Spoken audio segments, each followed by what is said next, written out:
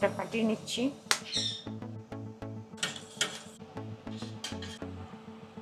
ডিমের ভুজুরিটা হয়ে গেছে, এবারে নামিয়ে দিচ্ছি। তেল দিয়ে দিলাম কিমাটা করার জন্য। ফোড়নে দিয়ে দিলাম 2টা দারচিনির টুকরো আর 3টে এলাচ আর একটু গোলমরিচ। এবার একটু রসুন কুচি দিয়ে দিলাম। এবার আদা রসুনের পেস্টটা দিয়ে দিলাম। এবার পেঁয়াজ কুচিটা দিয়ে দিলাম, একটু নুন দিয়ে দিলাম, একটা কুচনো লঙ্কা দিয়ে দিলাম, টমেটোটা দিয়ে দিচ্ছি, টমেটো কুচি।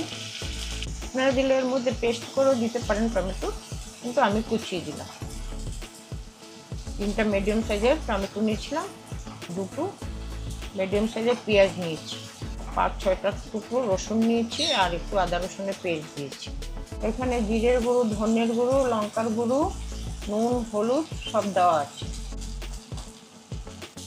এই মশলাগুলো এখন ফ্রাই হয়ে গেছে।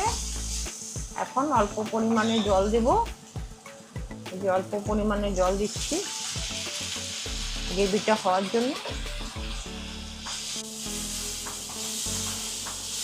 একটু চিকেন মশলা দিয়ে দিলাম।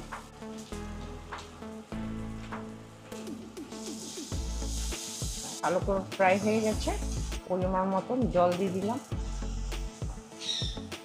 এবারে ডিমের ভুজুরি করেছি ওটা দিয়ে নামিয়ে দেবো, ধনেপাতা দেবো পরে।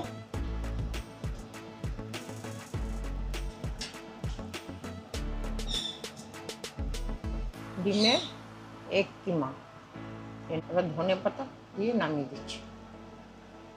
এবার বন্ধ করে দিই, ফাইনালি হয়ে গেছে।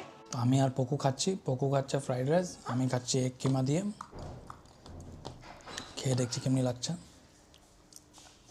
এগ কিমার রেসিপিটা খুব ভালো হয়েছে, গরম গরম ফ্রেশ বানিয়ে খাওয়াটা বেশি মজা আসছে। আপনারাও ট্রাই করে দেখবেন এই রেসিপিটা আর কমেন্ট করবেন কেমনি লাগছে। আমাদের জন্য কোনো সাজেশন লাগছে তো অবশ্যই জানাবেন। দেখা হচ্ছে অন্য নতুন ভিডিওতে, ততক্ষণের জন্য বাই, টাটা।